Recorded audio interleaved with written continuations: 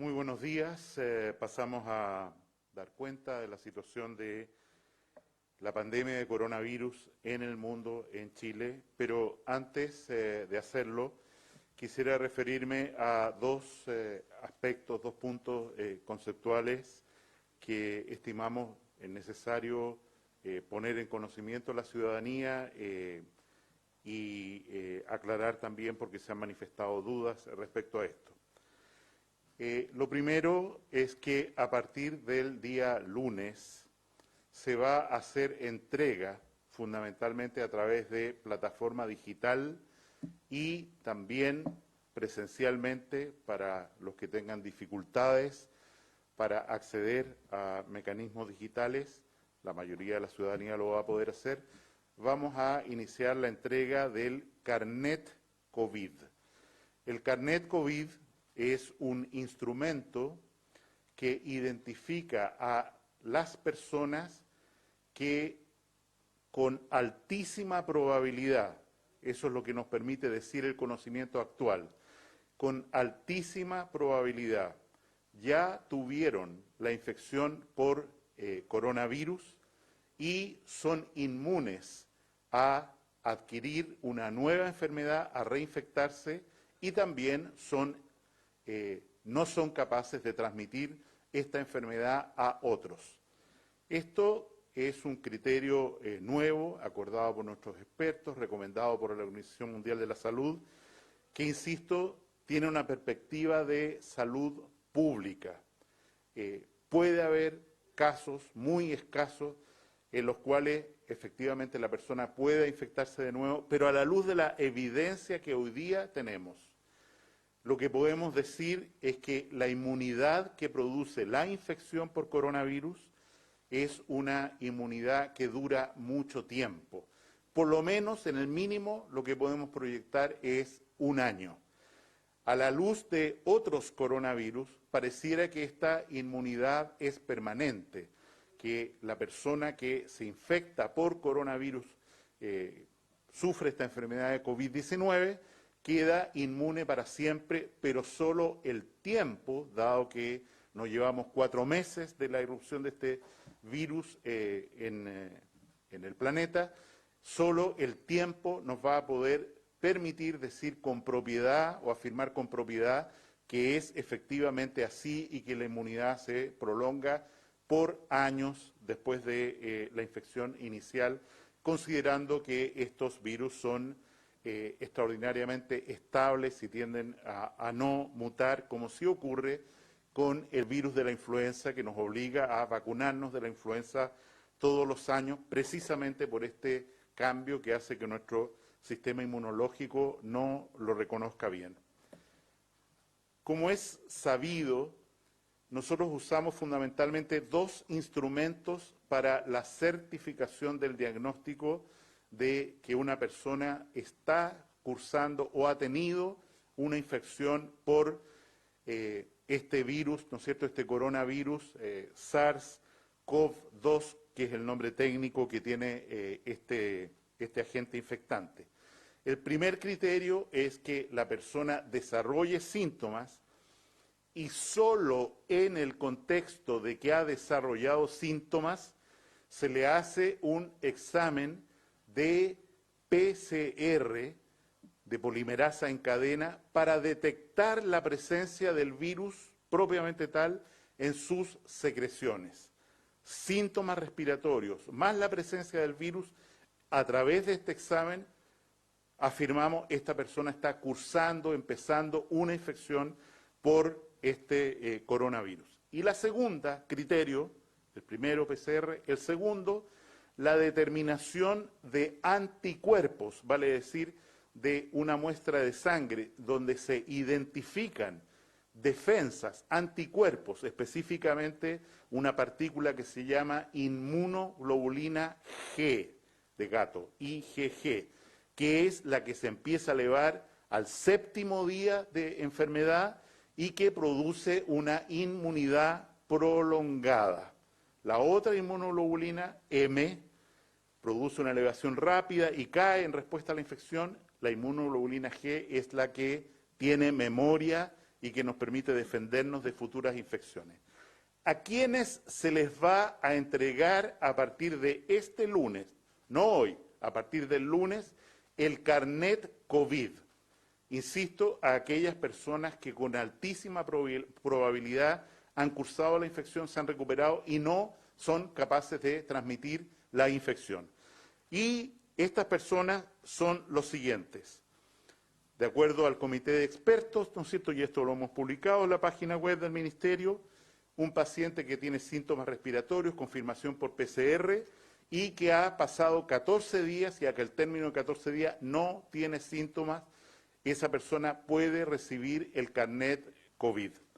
En segundo lugar, el paciente que se hospitaliza por esta enfermedad y es dado de alta, y en el momento del alta no tiene síntomas, ese paciente desde el día 14, desde que tuvo la infección, los primeros síntomas, se declara que probablemente no va a infectar a otros y por lo tanto se le entrega el carnet COVID.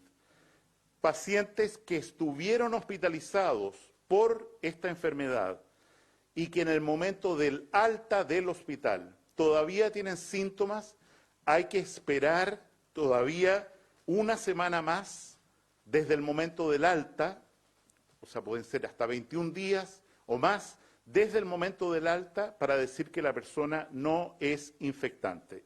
Y por último, pacientes que tienen compromiso de sus defensas, de su inmunidad, que están en tratamiento por un cáncer, que tienen un cáncer, que están recibiendo dosis de cortisona por una artritis o por cualquier otra condición en alta dosis, más de 20 miligramos por día, a esas personas se les va a entregar, se les va a poder entregar el carnet COVID solo después de 28 días, un mes, desde el inicio de los síntomas. Un capítulo aparte tienen los contactos estrechos, vale decir, una persona que vive en la misma casa o ha estado muy cerca, más de 2 horas, con una persona que se sabe que tuvo infección por coronavirus.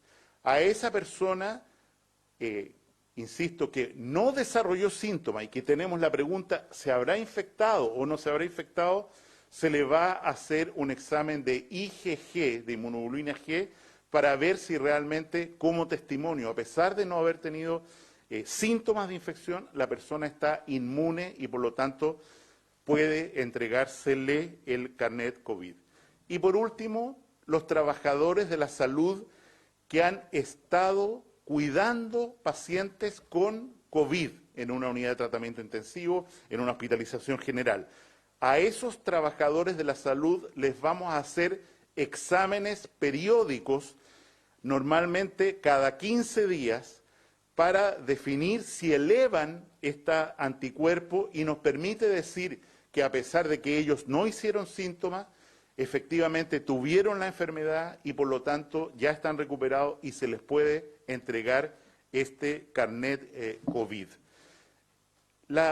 El requerimiento para recibirlo va a ser muy estricto, o sea, tiene que estar certificado el diagnóstico inicial o tenemos que tener copia en la autoridad sanitaria de quienes hacen, puede haber muchas empresas que hagan exámenes de IgG, de inmunoglobulina G, para saber la situación de sus trabajadores, por ejemplo, pero para entregar el carnet COVID, que depende de la autoridad sanitaria por las consecuencias que tiene, esos exámenes tienen que ser certificados, tienen que ser mostrados responsablemente, porque si no se comete un delito, cuando hay falsedad en esta información, a la autoridad sanitaria para entregar estos carnets.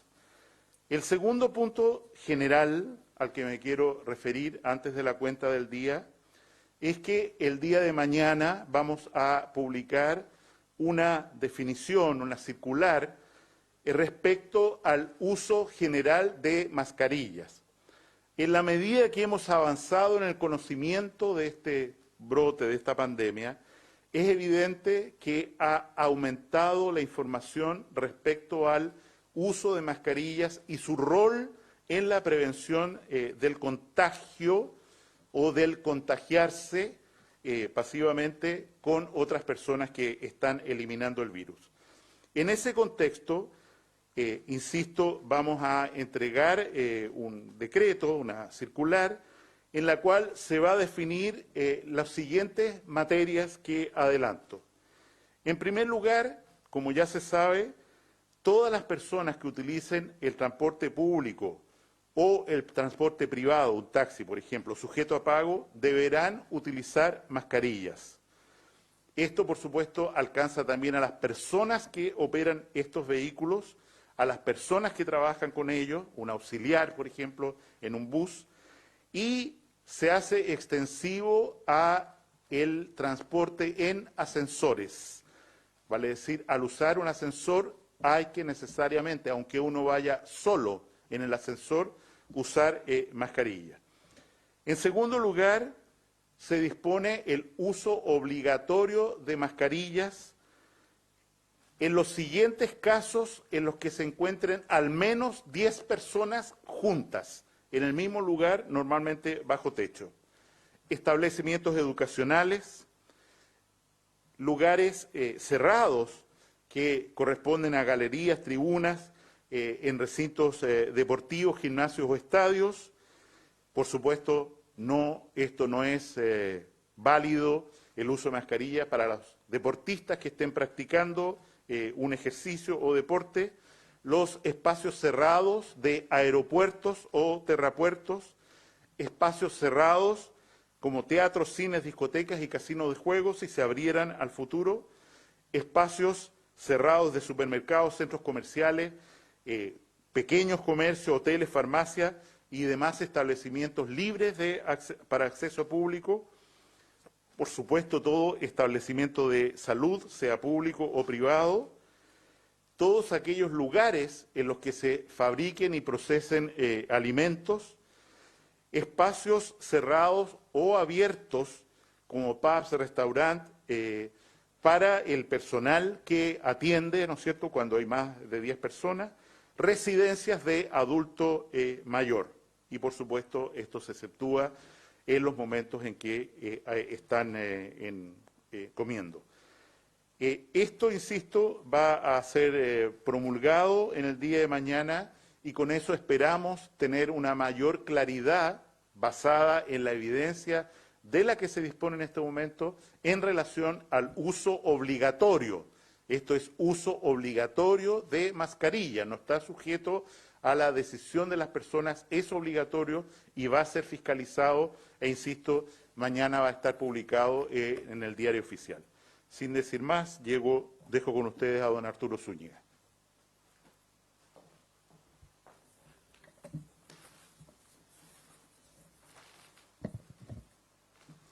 Muy buenos días. Tal como lo hemos hecho los días anteriores, vamos a realizar la cuenta del día de ayer, partiendo con la situación a nivel mundial, prosiguiendo con la situación en el país, dando cuenta del número de casos nuevos, la situación de personas hospitalizadas y la situación en cuanto a capacidad de testeo del país. En cuanto a lo que está sucediendo con la pandemia COVID-19 en el mundo, hemos superado ya los 2 millones de contagiados. De estos, hay 137.124 personas que han fallecido y 517.444 personas que ya se han recuperado. En cuanto a la situación de América Latina, tenemos a Brasil con 1.760 personas fallecidas, Ecuador con 388 personas fallecidas, México con 449 personas fallecidas, Perú con 254 personas fallecidas y Colombia con 131 personas. En nuestro país la situación hasta las 21 horas del día anterior es la siguiente. El día de ayer se han reportado 534 casos nuevos, lo que eleva la cifra acumulada a 8.807 personas. Al día de ayer tenemos 3.299 personas que ya se han recuperado, esto es equivalente a un 37% de los contagiados. Tenemos que lamentar, el día de ayer se registraron 11 personas fallecidas. Estas personas son 2 de la región de Valparaíso, 2 personas de la región del Ñuble y 7 personas de la región metropolitana. Tal como ha ocurrido en los días anteriores, gran parte de estas personas son adultas mayores.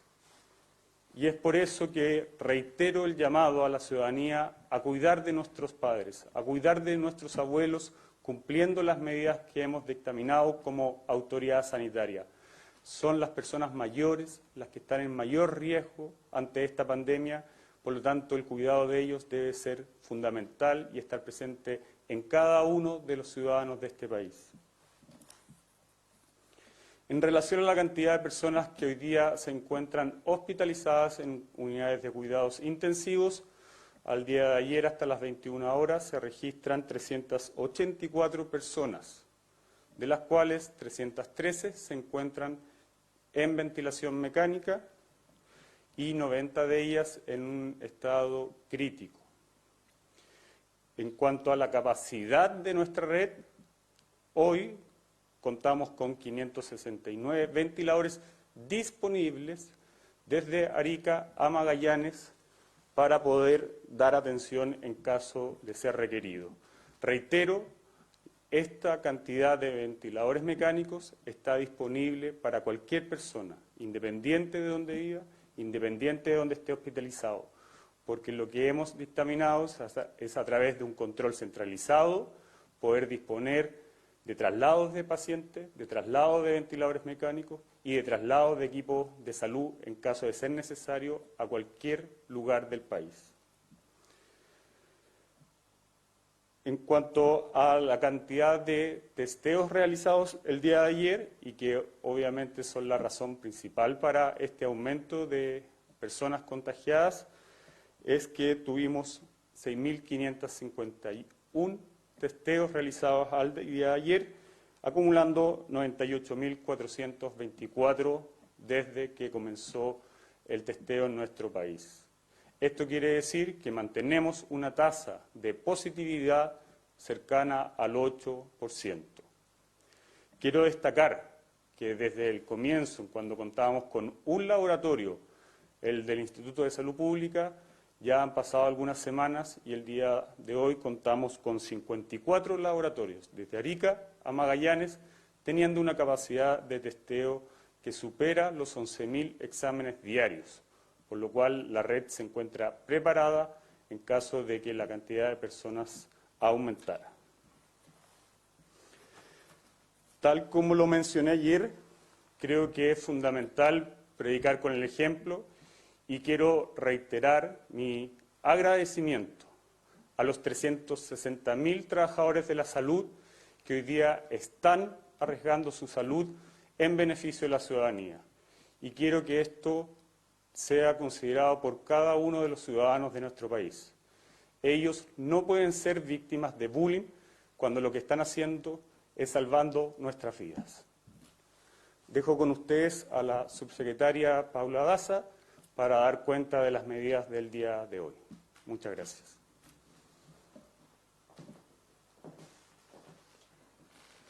Muy buenos días.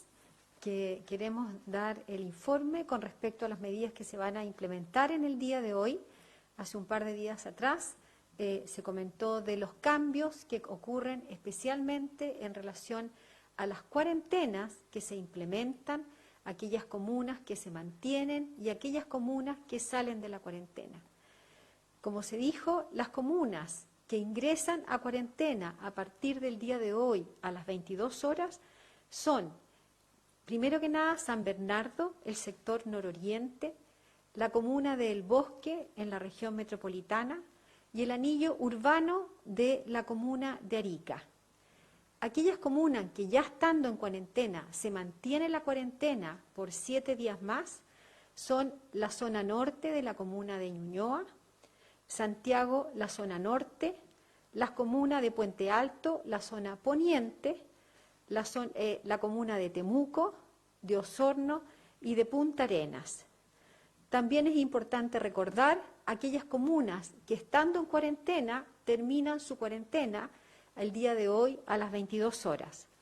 La comuna de Las Condes, la comuna de San Pedro de la Paz, Nueva Imperial, Padre Las Casas y la comuna de Hualpén. Es muy importante recordar que aquellas comunas que están en cuarentena y aquellas comunas que entran en cuarentena, las personas tienen la posibilidad excepcionalmente de exigir, de poder tener permisos a través de la comisaría virtual. Estos permisos son para esas necesidades básicas que tenemos las personas, como son abastecimiento, compra de medicamentos, atención de urgencia y necesidades personales que son impostergables. Es fundamental el uso de estos permisos en forma muy cuidadosa, restringida, no abusar de estos permisos. El espíritu de la cuarentena es que las personas se queden en sus casas. ¿Para qué? Para disminuir la propagación del coronavirus dentro de su comuna y fuera de su comuna. Y también quiero recordar que aquellas comunas que salen de cuarentena, es decir, ya a partir de hoy van a poder circular en la calle, deben mantener todas aquellas medidas de restricción que hoy día están impuestas. Es decir, tratar de evitar las aglomeraciones, evitar las reuniones de grupo, evitar el contacto con otras personas y sobre todo, tratar de mantener ese distanciamiento social, el lavado de manos y sobre todo cuidar a los adultos mayores. Son ellos, como hemos dicho, como dijo el subsecretario, son ellos los que arriesgan tener una enfermedad grave y poder fallecer en caso de tener un contacto con coronavirus. Por eso es fundamental aquellas comunas que están en cuarentena, aquellas comunas que no están en cuarentena y aquellas comunas que se mantener estrictamente el aislamiento social y evitar el contacto para poder contener este coronavirus que nos ha afectado. Finalmente quisiera dar a conocer que en el día de ayer, anoche, tarde ayer, se publicó el 8º informe epidemiológico.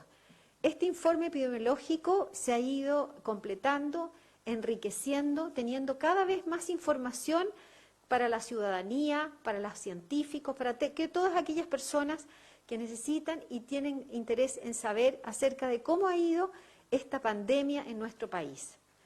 A partir de los últimos 2 informes y con un esfuerzo importante, se han notificado los casos, se han inscrito los casos comunales de acuerdo a los primeros síntomas. Y eso es muy importante, se ha hecho un cambio metodológico con respecto al informe, en que en estos casos hoy día ya podemos tener información de cuánto comenzó el síntoma. Y eso nos permite, de alguna manera, tomar medidas de una manera mucho más rigurosa, tener más información precisa del punto de vista epidemiológico para seguir tomando las medidas en forma oportuna para disminuir la propagación de este virus. Probablemente en este informe número 8 se van a ver un aumento de casos en la última semana en relación al informe número 7 y es debido a este cambio metodológico que hemos registrado en este informe. Quiero decir que este informe se ha ido cada vez haciendo más rico con más información y lo vamos a seguir haciendo porque es la manera que las personas en su casa, todas las personas de las universidades pueden adquirir información de lo que está ocurriendo en nuestro país y es por eso que todos los días damos a conocer la información de lo que está pasando en relación a la pandemia. Muchas gracias. No sé si hay preguntas. Hola, buenos días. Queríamos preguntar por las mascarillas. Mañana se publica este decreto, lo informó el ministro Mañalich. Entonces queremos saber qué es lo que va a regir finalmente, porque hay municipalidades que tienen ordenanzas. ¿Va a regir el decreto? ¿Qué pasa con las ordenanzas? ¿Cómo se guía la ciudadanía frente a las mascarillas a partir de mañana. Lo segundo, este carnet que se va a empezar a entregar a partir del lunes. ¿Cómo se definió este criterio? ¿Con quién? Porque la Sociedad Chilena de Inmunología dice que no hay suficiente evidencia científica para hablar aún de inmunología. Y por último, preguntarle si nos pueden aclarar el total de fallecidos. Son 11 fallecidos lo de las últimas 24 horas, pero hay que considerar 94 más 11 o 95 más 11 fallecidos. Eso, muchas gracias. Voy a dejar con ustedes al ministro de Salud para que dé respuesta a las preguntas.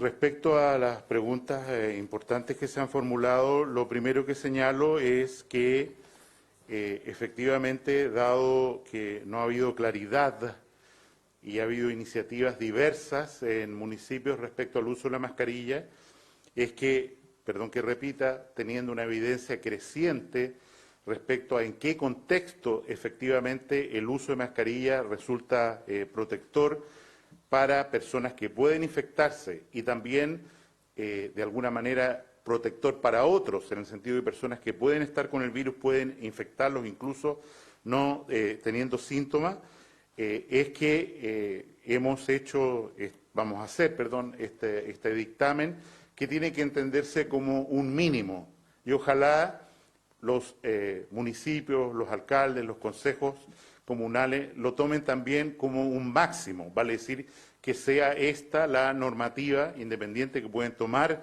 decisiones independientes en esta materia determinados municipios, pero que este sea el estándar para no generar en la ciudadanía una confusión tremenda en la cual si están en una comuna tienen que hacer una cosa, si están en la otra, porque ustedes entienden, el virus no sabe de nuestra distribución política en comunas y pasa de una a otra. Muchas veces una comuna está separada por una simple calle y es por eso también que a veces tomamos determinaciones en relación a cuarentena que no siguen estrictamente el plano el plano político geográfico de una comuna. Respecto a los fallecidos, son 94 más 11 el día de hoy, y de estos 11, 8 personas no fueron sometidas a tratamiento intensivo, a maniobras de recuperación, rehabilitación, y respiradores, y 3 de ellos sí, y a pesar de ello fallecieron. En relación a lo que se manifiesta, evidentemente, desde la perspectiva de salud pública, nosotros tenemos que tomar decisiones que se basan en probabilidades que se acercan a una certeza. Si alguien dice, yo para estar seguro quisiera que le hicieran a esta persona testeo inmunológico una vez al mes durante N años, se entiende, pero lo que nos interesa es decir, tenemos delante nuestro a personas cuya probabilidad de infectar a otros es prácticamente cero. Y esto, como ustedes saben, ha sido comentado y discutido por el Comité de Expertos y publicado en la página web del Ministerio en este sentido, y también corresponde a las normativas, a las iniciativas epidemiológicas de la Organización Mundial de la Salud. Buen día, ministros, subsecretarios. Sobre el informe epidemiológico que estaban comentando, efectivamente, en el 8º informe que se conoció en últimas horas de ayer y hoy en la mañana, aparecen este recuadro de casos según los síntomas, según el inicio de los síntomas. Sin embargo, en el informe que conocíamos hasta ayer, en el 7º, aparece este recuadro de nuevos casos por región, donde se anota una importante baja en la región metropolitana, 599 casos en la semana 15, y en este caso, en ese informe, no es según el inicio de los síntomas, sino que se registra en el recuadro simplemente como nuevos casos. Primero, porque se hace esa diferencia entre uno y otro informe, que hace difícil poder ver la evolución de los casos y comparar uno y otro. Y segundo, se le preguntó ayer subsecretaria sobre este punto, 599 casos en la región metropolitana en la semana del 5 al 11 de abril, que parece un número bastante bajo, porque si uno suma esos días, da más de 1.300 casos en la región metropolitana. ¿Por qué se produce esa diferencia? Gracias.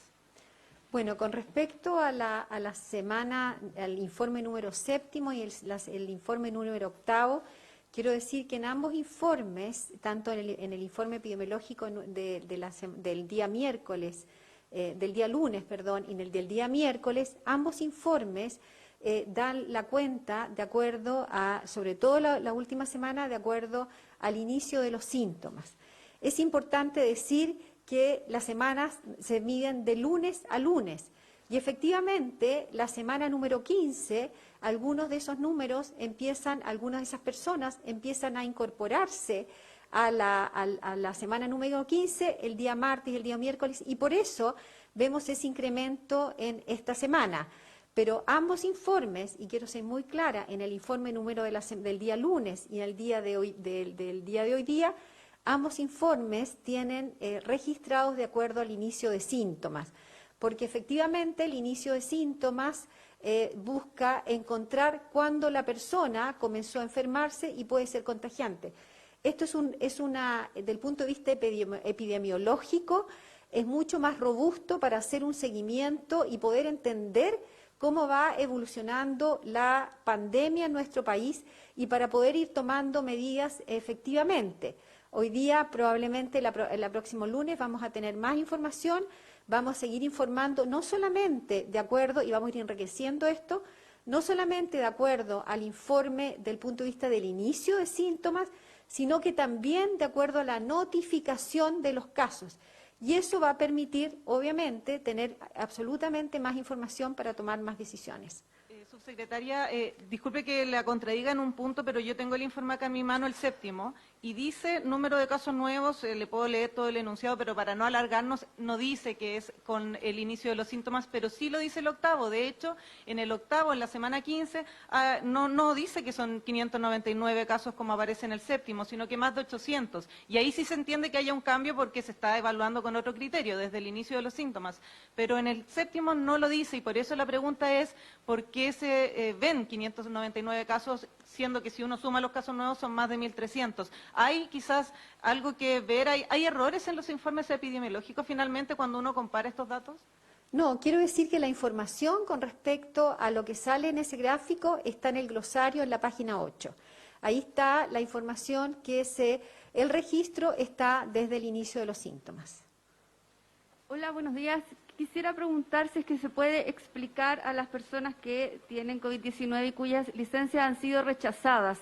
¿En qué consiste lo que ha instruido la Superintendencia de Salud? Esto es para ahora en adelante, también para las personas que han sido rechazadas en el pasado. ¿Cómo se puede explicar también que una ISAPRE haya podido rechazar en el pasado una licencia y no haya pagado por COVID-19 si estamos en medio de una emergencia? Y también preguntarle por algo a lo que se refería hace unos días el ministro de Salud, que tiene que ver con la entrega de medicamentos a domicilio. Muchos alcaldes han dicho que no es posible porque tienen dificultades económicas.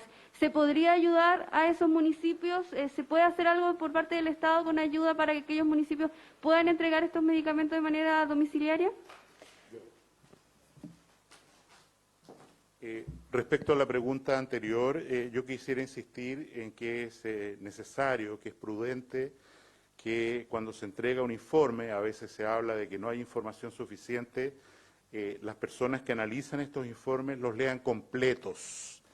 Y efectivamente, en el informe de la semana anterior, en el glosario aparece claramente estipulado este cambio de metodología que nos han pedido por lo demás todas las sociedades científicas, la mesa de información. ¿Por qué? Porque sabemos que una persona puede ser contagiante desde el inicio de los síntomas, y para modelar esta epidemia es una información mucho más consistente. También quiero acentuar en el contexto que tenemos una novedad, por así decirlo, en la historia de esta epidemia, y es que cada vez es más claro que la mayoría de las personas que sufren una infección lo hace en forma asintomática. Hay estudios ya internacionales que dicen que hasta el 70%, 7 de cada 10, o sea, de cada 10, 3 hacen síntomas, 7 no hacen síntomas, sobre todo niños, adolescentes, jóvenes. Y eso plantea un desafío enorme, y anticipo, casi con certeza, que cuando empecemos a hacer exámenes de anticuerpos, el número de personas que vamos a reconocer como que han sufrido una infección va a ser mucho más alto de lo que tenemos ahora al comprobarse o al extenderse esta idea de que la mayoría de las personas hace una enfermedad asintomática no pesquisable por síntomas o por PCR. Respecto a las licencias médicas, el instructivo que ha emanado del Ministerio de Salud y la Superintendencia también es bastante claro, en el sentido de que se ha definido muy nítidamente quiénes constituyen un contacto estrecho. No hablemos de las personas que sufren una infección y que necesitan una licencia médica por 14 días, ya sea que estén en su casa, en un hospital, donde requieran ser cuidados. Pero el tema se configura en relación a la cuarentena preventiva, la licencia médica que debe acompañar esa cuarentena preventiva en los contactos estrechos. Según ha informado el superintendente, a él, al análisis de sobre todo a través del intendente de seguros, le parece que ha habido un exceso de celo de parte de algunos aseguradores para personas que legítimamente tenían que estar en cuarentena, dado que cumplían con el criterio de contacto estrecho, esas licencias deben ser pagadas y así lo ha instruido el día de ayer el señor superintendente. Ministro, faltó la pregunta de los medicamentos, que hay municipios que dicen que no tienen los recursos necesarios para poder entregarlos a domicilio. Perfecto. Bueno, tal como lo hemos dicho en ocasiones anteriores, nosotros nos hemos reunido en varias ocasiones con los representantes de las distintas asociaciones de alcaldes y hemos establecido distintos programas de atención primaria, que son los que van a los consultorios que son administrados por los alcaldes, y dentro de estos programas está un reforzamiento con recursos por más de 13.000 millones para entregar a los municipios y que ellos puedan establecer equipos de atención domiciliaria y justamente ir en ayuda de lo que acabo de mencionar, de los adultos mayores, que son las personas que nosotros le estamos pidiendo que se queden en sus hogares, a ellos son a quienes se les va a distribuir medicamentos en sus domicilios.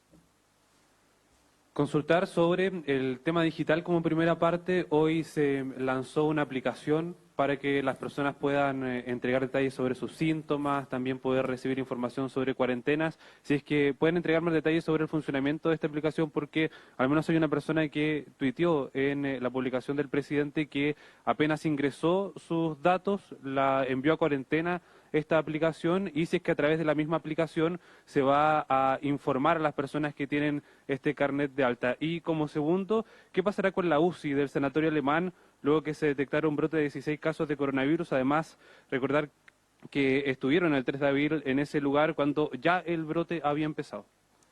A ver, en cuanto a la aplicación, el presidente ha solicitado que se desarrolle una app que, como ustedes ya saben, ya puede ser descargada, y el día de mañana el mismo presidente Sebastián Piñera va a entregar detalles de su funcionamiento.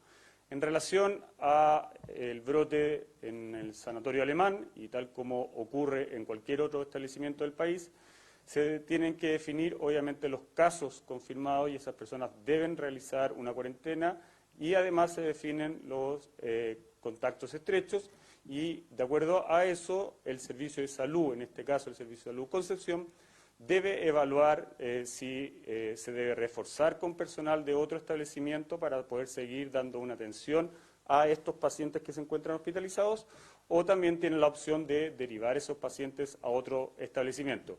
Hay que recordar, hay más de 500 ventiladores mecánicos disponibles, por lo tanto los pacientes, que es lo más importante, tienen asegurada su continuidad de atención. Buenos días, una pregunta para el ministro de Salud, Jaime Mañalich, respecto a este anuncio del presidente Piñera de este proyecto de ley que busca el sancionar a algunas personas que no cumplan la cuarentena con el trabajo comunitario. ¿Cuál va a ser el rango de esto? Y también, ¿qué necesita el sistema sanitario para que se pueda colaborar? ¿Dónde va a ser? ¿Va a ser también una modificación al Código Penal? ¿Cómo va a funcionar esto? Bueno, Su Excelencia el Presidente de la República se refirió a este tema con bastante fuerza ayer. Ustedes mismos, los medios de comunicación, están transmitiendo, de muchas personas que no respetan la cuarentena, y eso, desde el punto de vista del Código Sanitario, es una falta. Desde el Código Penal también es eventualmente un delito, y así están siendo perseguidos estos casos que se han identificado, comunicado. El presidente considera que esta epidemia pone de manifiesto en que el nivel de estas sanciones, también algunos parlamentarios han hecho propuestas a este respecto, el nivel de estas sanciones es insuficiente para disuadir efectivamente que las personas que se saben infectadas por coronavirus hoy, mañana cualquier otra enfermedad, no hagan una acción dolosa, vale decir, sabiéndose enfermos, no produzcan un riesgo para otras personas. Y es por eso que él ha señalado que va a enviar un proyecto de reforma al Código Penal. Esta es una sanción propia del Código Penal, no del Código Sanitario, que puede multar solamente a personas naturales, por supuesto puede clausurar locales, en fin, pero el Código Sanitario respecto a personas solo puede generar multas, pagos en dinero. Es el Código Penal el lugar donde se tiene que insertar el tipo de castigos para esta figura de delito contra la salud pública, porque no se respeta la cuarentena, y dentro de las modalidades de sanción el presidente ha mencionado que es eventualmente posible generar obligaciones de trabajo comunitario, el cual podría desempeñarse como ayuda en los propios recintos asistenciales o en otros lugares que sea pertinente de acuerdo a la justicia. Muchas gracias por todas sus preguntas y su interés, y si Dios quiere hablamos mañana. Transmitió el Gobierno de Chile. Agradecemos a los canales de televisión y radioemisoras que integraron esta red voluntaria.